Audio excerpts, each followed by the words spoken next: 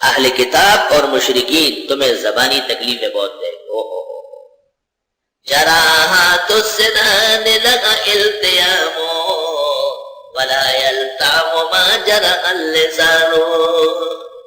تلوار کے نوک سے جو زخم آتا ہے بھر جاتا ہے، لیکن زبان سے جو تکلیف کسی کو پہنچ جائے تو خدایا محفوظ فرما.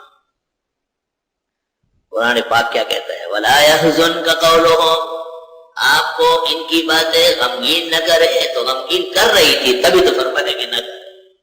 لا الہ الا اللہ.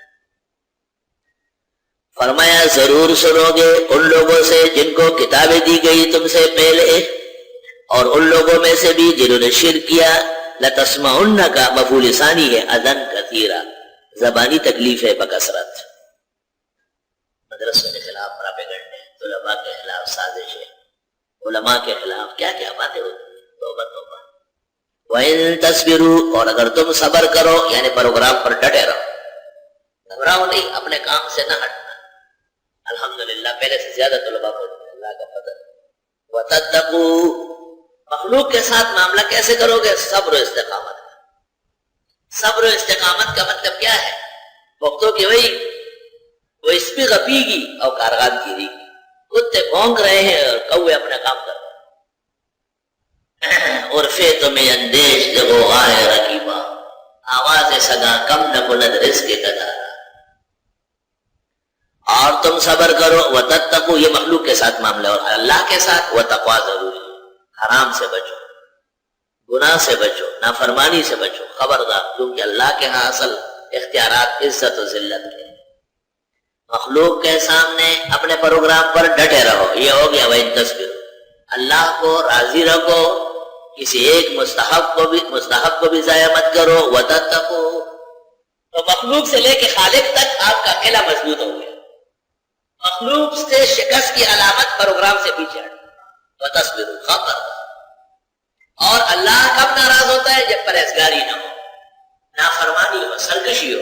وَتَتَّقُوا، تو مخلوق کا مقابلہ کرو استقامت سے، اور مخلوق پر فتح حاصل کرو اللہ کی رضا اور خوشنودی کی دولت سے. یہ حاصل ہو گیا ہے. وَإِن تَصْبِرُوا وَتَتَّقُوا، اس کو کہتے ہیں احسن التفسیر. ترجمہ نہ آغا معنی اور مطالب دی دنیا یاد شرطے کی تاکہ قدر اور لیاقت میں لگا، تاکہ قدر اور لیاقت نہیں ہوتا تھا بوسا اور کوئی برابر نہیں ہے. یہ سب دے اور یہ جم کے رہنا اور تقوی لینا.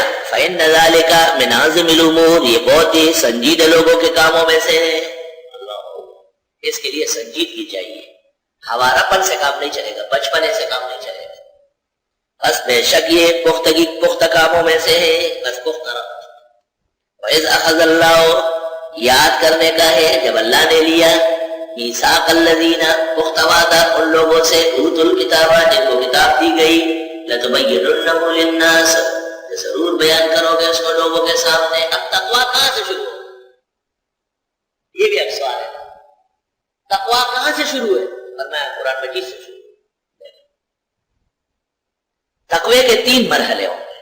عالم کا بیان، طالب کا صبر، عوام کا عمل.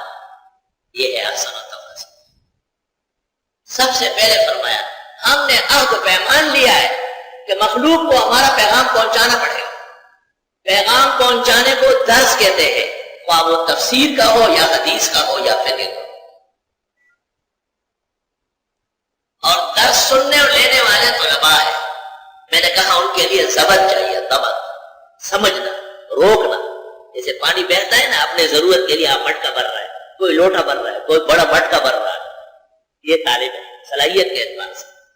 اور عوام کا کیا کام ہے؟ العمل. یاد کرنے کا ہے جب ہم نے پختہ عہد لیا اہل کتاب سے.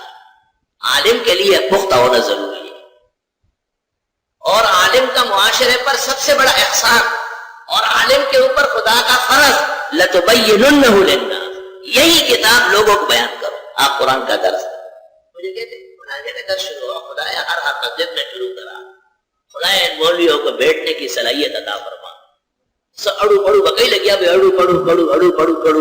آخر عقل و حیا اور کراشی جاؤ بیزار ہوئے سب بیان دے سب یہ اڑو پڑو کڑو اڑو پڑو کڑو ہمارے کو قرآن کا دو دایو کا کدی سکی اڑو پڑو کڑو اڑو پڑو کڑو دیو کے بسو کو دیو کی کرے دا کونڈ زویا سو کو پویا نہیں اور روان دے پاٹور پپا سر دے پر سے اگشتے سیٹ سے بغلی روان اے بے شرما سیٹ نہ تھا استاد درس